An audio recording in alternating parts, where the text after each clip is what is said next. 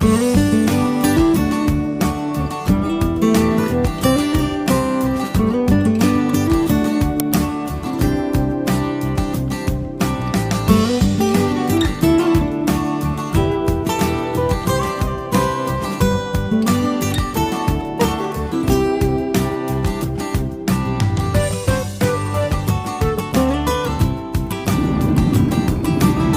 mapagpalang umaga po sa inyong lahat, mga kaibigan. At ito naman po ulit, si Big Vlog. So ayan naman po, napakaaga ng aking biyahe papunta sa aking amo at pagkakalipatan. So ayan, medyo malayo po ang kanilang nilipatan na bahay sa pagkakalipatan. Kung saan na andoon yung magandang building, yung mga naglalakang building. Samahan niyo po ako sa aking travel hanggang sa aking makasin. Sisilip ko na rin po sa inyo ang konting gawain doon sa loob ng bahay niya habang kami ay naglilipat. So, samahan niyo ako guys. At ito naman pala yung lugar na papunta doon sa The Pearl. Gandang mag-ride kasi maganda ito dinadaanan namin.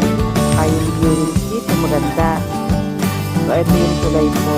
Napakaganda ng bukid ng tulay na to. Maganda siya at malaki.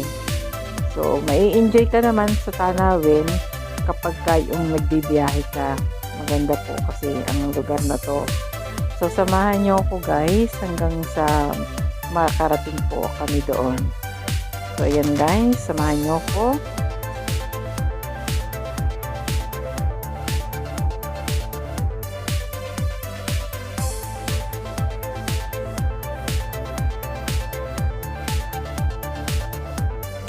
Alam niyo ba guys, inabutan ako dito ng gabi na rin sa paghakot po namin ito sa pagtulong ko sa paglilipat nitong aking amo. So ayan, makita niyo maliwanag pa kasi umaga kami naglipat. Pero inabutan na rin po ako ng gabi at pasisilip ko na rin po sa inyo ang loob ng bahay nang kami ay maglipat at saka nung kaunting kapaligiran yung view na andoon sa rooftop doon sa mismong pinaka-terrace nila. Mayroon kasing hallway doon at makikita mo pag bukas mo pa lang ng pintuan na siya, makikita mo na agad yung view ng dagat. So iba yung style ng pagka-apartment niya doon sa isang part-time na nag-stay ako dati. Kung natatandaan ninyo, kung napanood nyo yung dating ini-upload ko na video na nasa The Pearl din po ako na nag-stay ako para sa pusa nung ako'y nag-cut setting. So ito naman po apartment din pero iba naman ang style ng model ng pagka-plot niya. Ito naman malaki siya kung ikukumpara dun sa isang nauna na pinag-stayan ko dati. Maganda ito at malawak siya. So ayan guys, samahan niyo ako, medyo traffic pa nga ito. Kasi nakailang balik kasi kami ng amo ko. At hindi ko na rin ipinadinig sa inyo yung aming usapan sa loob ng sasakyan ng yung kwentuhan ba namin ng aking amo. Kasi sabi niya, huwag mo nang ipadinig kasi nakakahiya yung boses daw niya, sabi niya. So kaya sabi ko, huwag kang mag-alala kasi hindi ko naman talaga ipapadinig yung usapan natin at babaguhin ko naman kako yan. Pwede naman natin tanggalin talaga at lalagyan ko lang ng music kaya tuwang-tuwa naman siya. Sabi niya, ayan, mabuti kung ganoon. So ito nga pala guys, at itong pagta-travel namin, talagang hirap na hirap pa ako noon. Kwento ko na lang sa inyo pero hindi nyo makita na hindi ko na kasi nakuna ng video yung kaya picture man lang noong naghahakot kami dahil yung aso kasi, yung dalawang aso talagang kinarga ko yan sa harap ng katabi ko siya sa harap ng sasakyan. Dalawa yung aso, talagang karga-karga ko. Napakahirap ng sitwasyon na yun. Talagang pagod na pagod ako nung that time na naglipat po kami kasi maaga pa akong umalis ng bahay At di pa nga, ano na nga inabutan na ako ng sunset sa pagbibiyahe papunta sa kanya. Tapos nagpacking kami, tapos hanggang sa dumating din yung mga movers. At nung matapos na silang magkarga, sumama naman kami doon sa lilipatan. So napakaganda ng place at mai-enjoy ka naman kapag naandito sa kanila. Yun nga lang, talagang hirap ako kasi malayo ang destination ko kapag magjo-duty ako sa kanya. So ayan guys, makikita naman niyo siguro yung kapaligiran. Malalaki talaga yung building dito. Mapaka-exclusive ko kasi ng lugar na to, yung The Pearl. Exclusive po kasi yan dito. Kasi talagang malalaking building po ang lugar na to at talagang mga mamahal ang building na yan. So ayan guys, at medyo malapit-lapit na rin ako makarating doon sa bahay.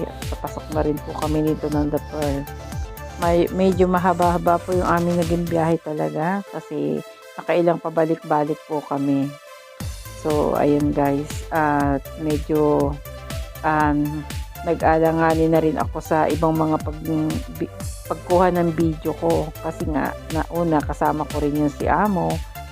Although allowed naman akong magkuha ng video, okay lang naman sa kanya. Pero hindi ko na rin siya kinuha ng video at hindi na rin kami makapag-picture ng maayos at talagang busy po kami. So ayan, ito kung makikita nyo, andito na kami sa loob at yan po ang matatanaw mismo.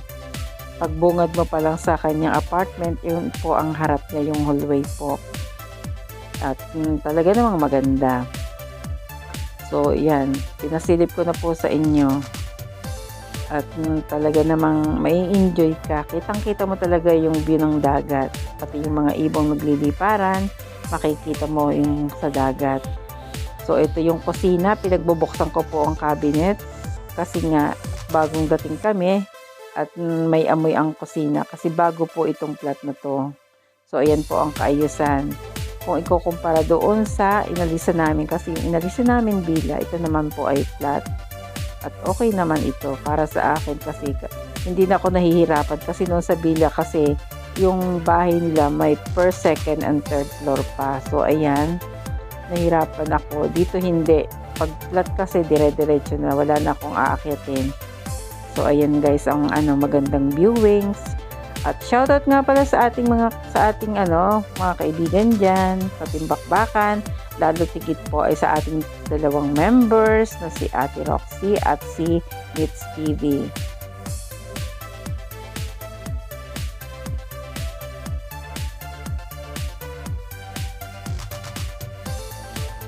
So ayan guys, bumaba kami ng sasakyan ng aking amo.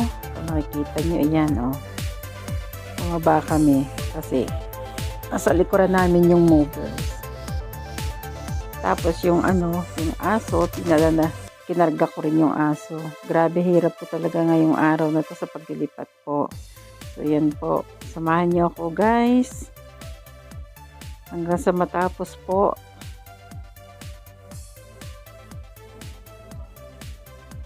So ayan, kasilip po sa inyo yung aming mga kagamitan. Talagang hindi pa siya ma-organize ng basta-basta. Nagutom na rin po ang aking alagang aso, kaya pinakain na rin.